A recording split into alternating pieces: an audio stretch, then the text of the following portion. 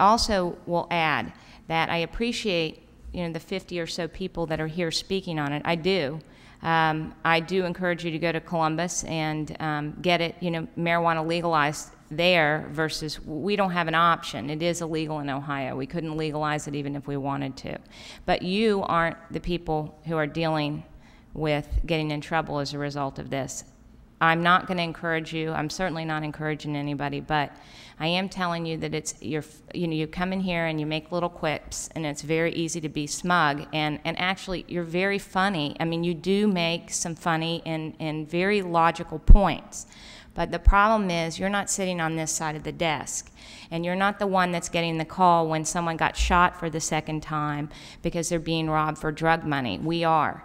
And we are doing everything that we can to get those numbers down, and it is an incredibly frustrating job because while you have logical points on the one side, the other side of it is we want to give our police department every tool they can possibly have to reduce crime in any way they can. And you know, I encourage you, if you feel this strongly about it, you can run for city council, you can try to get here, you can make that your platform, but you aren't the only constituents out there. There are a lot of other people that believe that this is working and that this is there to help, and if it helps the police department, we need to support it. Frankly, the threats are very offensive. I don't take kindly to being threatened when you come up here and you say, well, you and this and that, and we're not going to vote for you, then don't vote for me. But don't threaten and think that that's going to change my opinion on something that I'm being told by the police department. And seeing numbers in front of me that show me what they've done is working to some degree. And, I might add, this is a lot of cocaine, this is a lot of crack, this is a lot of heroin. That is a lot. And you may not think it is, but I do, because I'm not in the habit of having drugs around me. I'm in the habit of making sure our police department can stop open-air drug dealing, and that's what I want to do. And when they come in and say we've got nearly $300,000 of crack cocaine that was seized as a result of this ordinance, I'm happy with that. That's $300,000 of open-air drug dealing that won't be occurring as a result of this ordinance. That makes me feel a little bit better.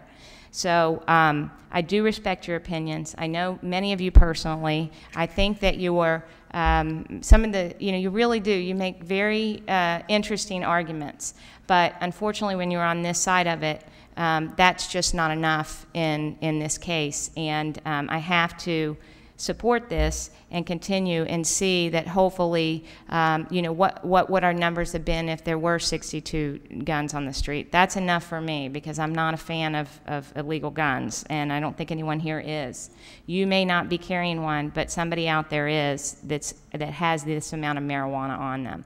So I just urge you to be, you know, while we listen to what you have to say, try to listen to what we're having to say and try to put yourself in our shoes. And truly, if you really believe that this is what the city wants, that they don't want this ordinance, then go out and run for city council, make that your platform, and get elected in November. And then you can come up here and convince 5 of your peers to support reversing it. And if you feel that strongly, honest to goodness, you should go ahead and do that because then, you know, you were right and I wasn't.